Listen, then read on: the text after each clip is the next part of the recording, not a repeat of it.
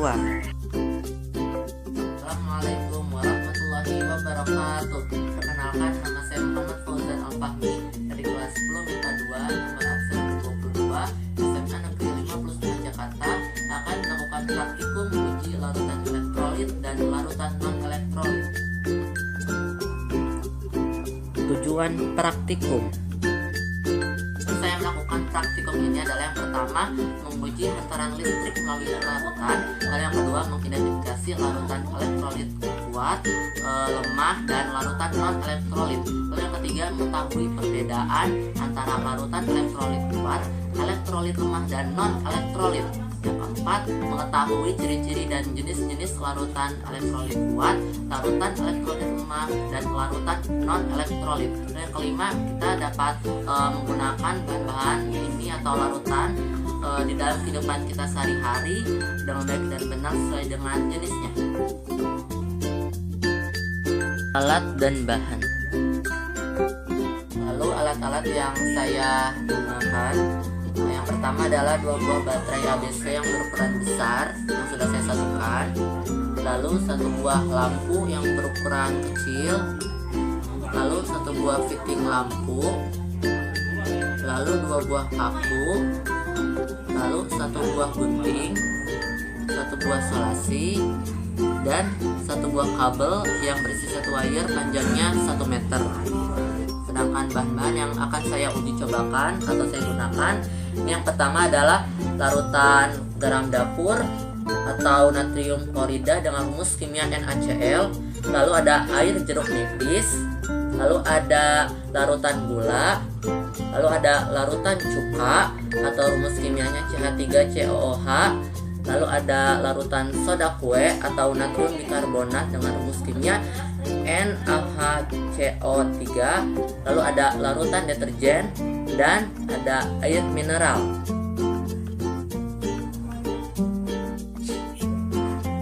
Cara membuat rangkaian alat uji larutan elektrolit dan non-elektrolit. Langkah-langkah atau cara untuk membuat alat uji larutan elektrolit dan non-elektrolit. Yang pertama adalah kita potong kabel ini menjadi 3 bagian yang sama panjang dan menggunakan gunting seperti ini. Ada 3. Setelah itu kita kupas kulit kabel pada masing-masing ujungnya menggunakan gunting juga secara perlahan agar kawat tidak ikut tergunting seperti ini. Sudah semuanya saya gunting terlebih dahulu tadi. Setelah itu kita masukkan lampu ke dalam fittingnya.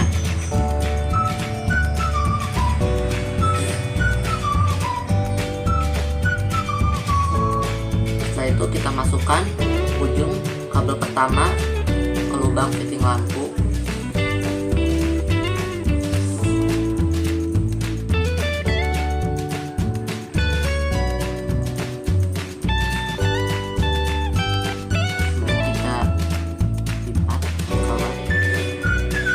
Kita masukkan ujung kabel yang kedua ke lubang fitting di sebelahnya seperti ini. Kemudian setelah itu kita hubungkan ujung kabel yang pertama tadi ke tutup positif dari baterai.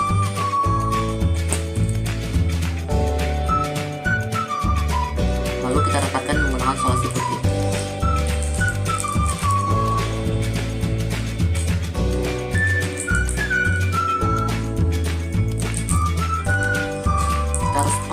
Pas ya. Kemudian setelah itu kita rekatkan atau kita hubungkan kabel yang ketiga ke kutub negatif dari baterai. Lalu kita rekatkan juga dengan menggunakan solasi putih. Setelah itu ujung kabel yang ketiga kita hubungkan dengan paku yang pertama. Kita lilit-lilit.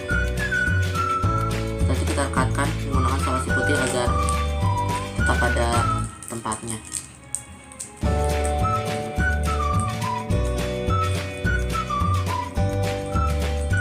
Setelah itu kita hubungkan kabel yang kedua ke paku yang kedua. Lalu kita rekatkan kembali menggunakan solusi putih.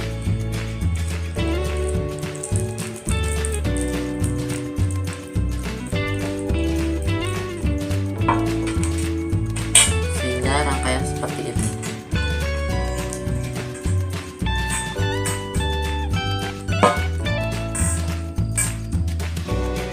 Kita akan coba apakah rangkaian ini bisa matang atau tidak. Kita akan coba tekan ini. Ternyata lampu menyala. Berarti rangkaian yang saya buat ini mematikan listrik.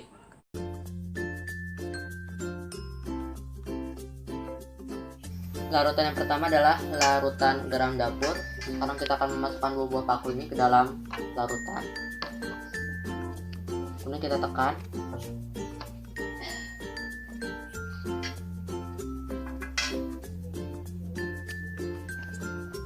Muncul gelembung-gelembung di dalam larutan sangat banyak dan lampu menyala dengan terang. Hal ini menandakan bahwa larutan garam dapur ini termasuk dalam larutan elektrolit kuat.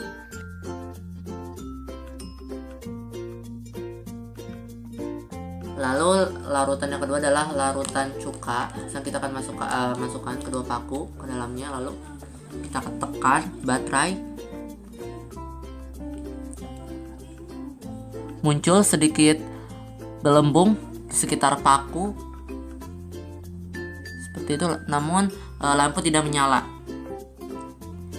Hal ini menandakan bahwa larutan cuka adalah larutan elektrolit lemah.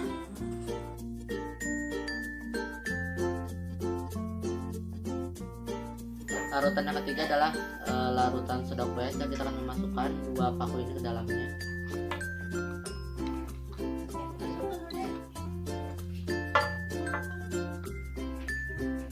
Kita tekan.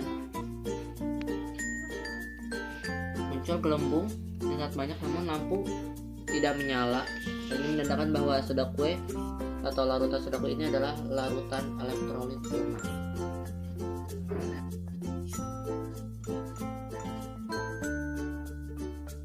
Larutan yang keempat adalah larutan gula. Kita masukkan pakunya atau elektrodanya ke dalamnya. Kemudian kita akan tekan. Berdasar pengamatan, tidak ada gelembung sedikit pun dan lampu tidak menyala.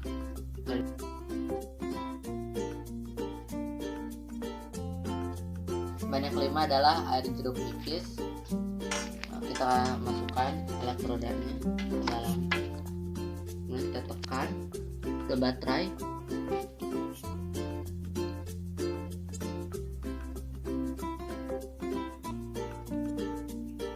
Muncul gelembung di sekitar elektroda, namun lampu tidak menyala. Hal ini menandakan bahwa air jeruk nipis termasuk dalam larutan elektrolit lemah.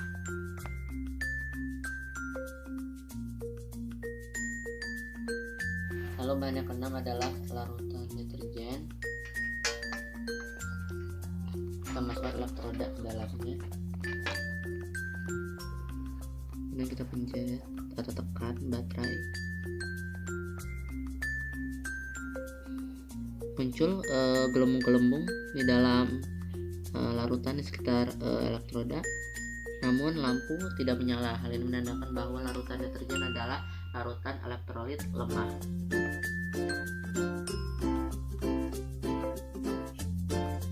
Lalu bahan yang ketujuh adalah air mineral. Kita masukkan elektroda ke dalamnya. Kemudian kita tekan baterai.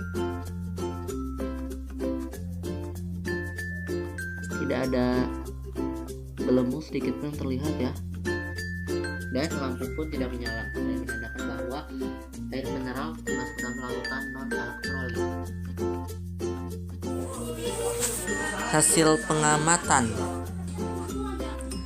Hasil pengamatan praktikum uji larutan elektrolit dan non elektrolit. Yang pertama adalah larutan garam dapur. Hasil pengamatan lampu menyala dan gelembung ada sangat banyak sehingga larutan garam dapur termasuk dalam jenis larutan elektrolit kuat. Yang kedua adalah larutan cuka. Hasil pengamatan lampu tidak menyala dan gelembung ada sedikit sehingga larutan cuka termasuk ke dalam jenis larutan elektrolit lemah. Yang ketiga, larutan soda kue, hasil pengamatan lampu tidak menyala dan gelembung ada banyak, sehingga larutan soda kue termasuk ke dalam jenis larutan elektrolit lemah. Yang keempat adalah larutan gula, hasil pengamatan lampu tidak menyala dan gelembung tidak ada sama sekali, sehingga larutan gula termasuk ke dalam jenis larutan non elektrolit.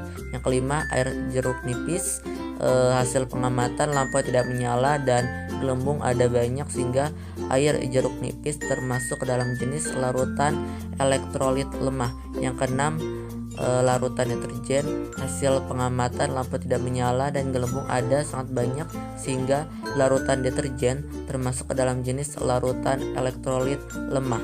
Yang ketujuh, air mineral, hasil pengamatan lampu tidak menyala dan gelembung tidak ada sama sekali, sehingga air mineral termasuk ke dalam jenis larutan non elektrolit. Kesimpulan, Kesimpulannya adalah di dunia ini itu terdapat berbagai jenis larutan, baik itu yang dapat menghantarkan listrik yang disebut dengan larutan elektrolit. Larutan elektrolit ini terbagi menjadi dua, yaitu larutan elektrolit kuat atau lemah, dan juga ada larutan yang tidak dapat menghantarkan listrik yang disebut dengan larutan non elektrolit. Larutan elektrolit kuat ini adalah larutan di mana semua molekulnya itu terurai menjadi ion-ion atau disebut dengan terionisasi sempurna. Karena banyak ion terbentuk, maka daya hantar listrik menjadi kuat. Ciri atau karakteristik yang ditimbulkan pada saat percobaan itu adalah nyalanya lampu dengan terang dan timbul gelembung-gelembung di sekitar elektroda. Contoh dari larutan elektrolit kuat adalah larutan garam dapur atau NaCl. Lalu larutan elektrolit lemah adalah larutan di mana hanya sebagian molekulnya yang terurai menjadi ion-ion atau disebut terionisasi sebagian. Karena ion terbentuk hanya sebagian, maka daya hantar listrik menjadi lemah atau kurang. Ciri atau karakteristik yang ditimbulkan pada saat percobaan adalah lampu tidak menyala namun timbul gelembung di sekitar elektroda, baik itu banyak atau sedikit. Contoh dari larutan elektrolit lemah adalah seperti larutan soda kue, larutan cuka, dan air jeruk nipis. Lalu yang terakhir adalah larutan non elektrolit. Larutan ini tidak ada molekul yang terurai menjadi ion-ion, sehingga larutan ini tidak dapat mengantarkan listrik. Ciri atau karakteristik yang ditimbulkan pada saat percobaan tadi adalah lampu tidak menyala dan di sekitar elektroda tidak terdapat gelembung sedikit pun.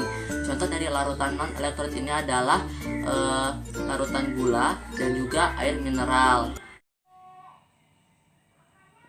terima kasih telah menonton video saya. Mohon maaf apabila ada kesalahan. Wassalamualaikum warahmatullahi wabarakatuh.